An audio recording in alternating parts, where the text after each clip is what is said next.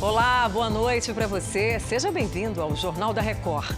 A Advocacia Geral da União recorre para presidente Jair Bolsonaro depor por escrito.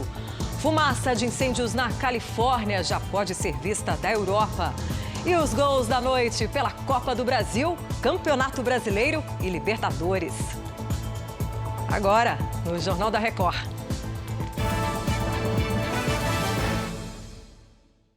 Oferecimento Bradesco. Abra sua conta sem tarifa pelo app.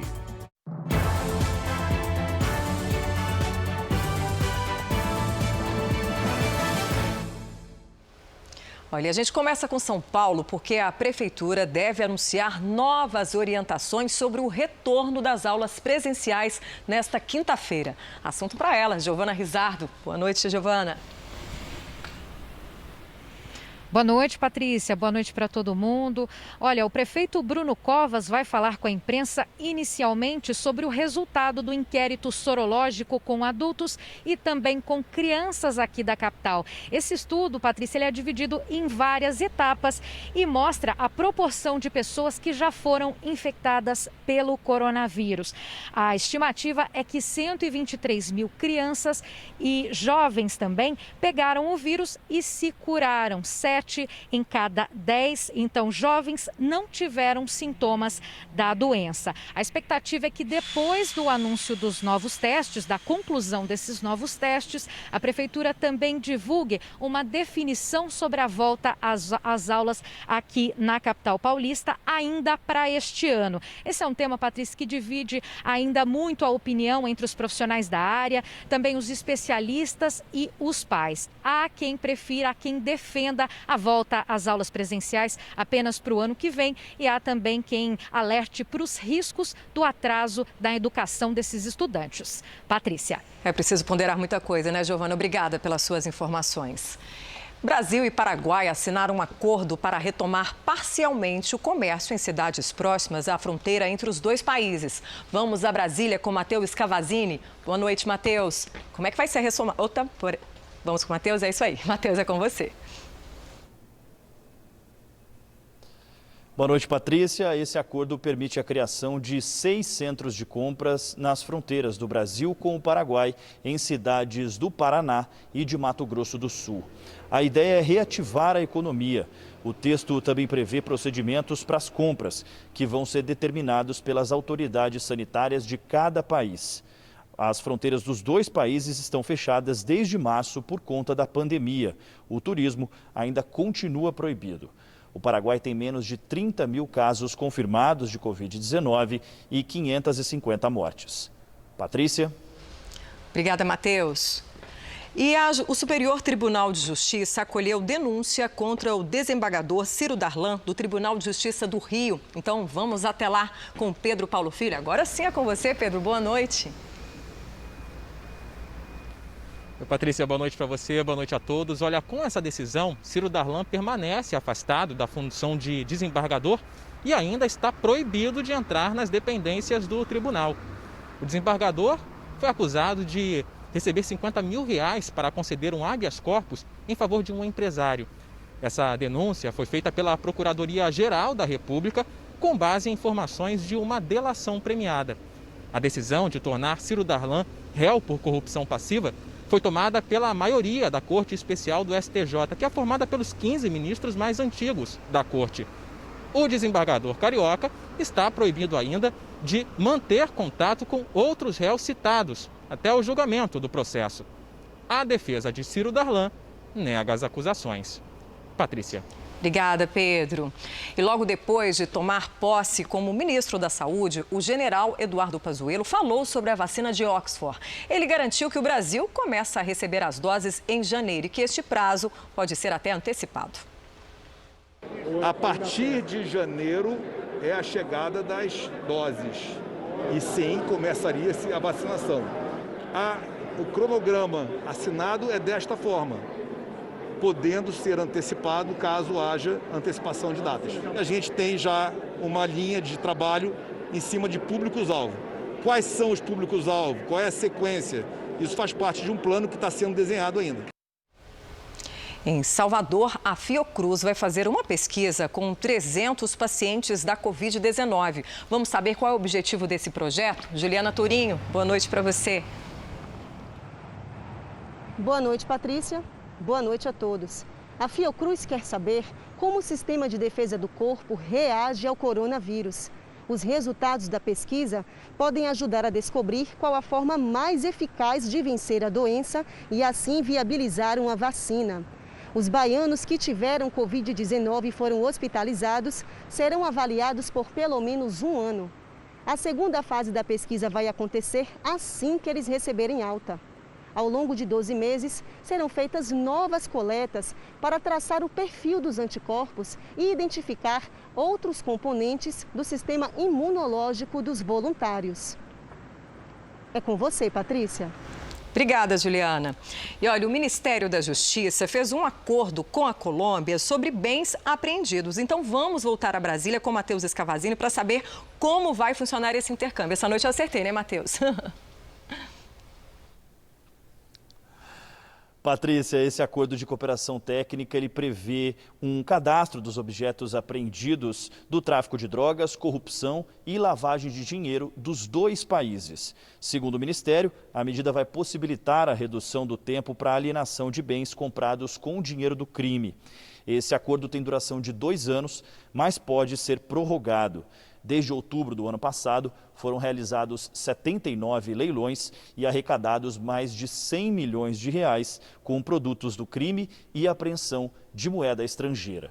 Patrícia. Obrigada, Matheus. E olha, os incêndios devastadores aí que castigam a costa oeste dos Estados Unidos agora alcançam escala intercontinental. E a correspondente Evelyn Bastos tem os detalhes. A fumaça das chamas se espalhou por todo o país nesta quinta-feira e chegou a ser vista até na Europa. Equipes de bombeiros da costa oeste dos Estados Unidos enfrentam incêndios florestais que obrigaram milhares de pessoas a sair de casa e encontrar abrigos temporários.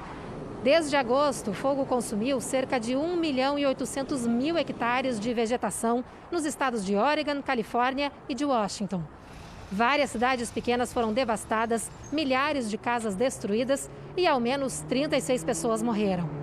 Segundo os cientistas europeus, uma fumaça densa ficou visível a 8.000 quilômetros de distância do norte da Europa. Patrícia. Obrigada. E aqui no Brasil, a fumaça das queimadas no Pantanal deve atingir cidades mineiras. Vamos falar com a Virgínia Nalon, direto de Belo Horizonte. Quais regiões devem ser mais afetadas? Virgínia, boa noite para você.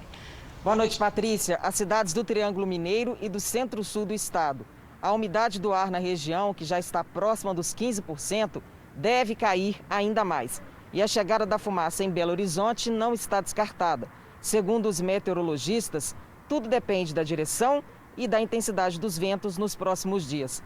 A movimentação da fumaça para os estados do Sudeste deve acabar no final de semana, com a chegada das chuvas previstas para o Mato Grosso do Sul. Patrícia. Tomara, Virgínia, obrigada pelas suas informações. E o JR Entrevista desta quarta foi com o deputado federal por São Paulo, Cezinha de Madureira. Ele falou sobre o veto à desoneração da folha de pagamento de 17 setores da economia que empregam mais de 6 milhões de trabalhadores. Eu acredito que o governo precisa encontrar um meio termo. Não é a Câmara que vai encontrar esse meio termo. Acho que o governo precisa propor algo, porque o que é a política? É uma troca. Eu te apoio aqui, você me apoia aqui. Então, você tem uma pressão do lado da sociedade, do lado dos empresários, das empresas, do patrão, e você tem a pressão do lado do governo, que não quer perder o seu caixa. Então, o governo precisa abrir mão de alguma coisa, oferecer alguma coisa para o Congresso, que representa essa sociedade, em troca de não derrubar o veto. Alguma coisa precisa acontecer, porque o empresário precisa ser ajudado, precisa continuar gerando emprego.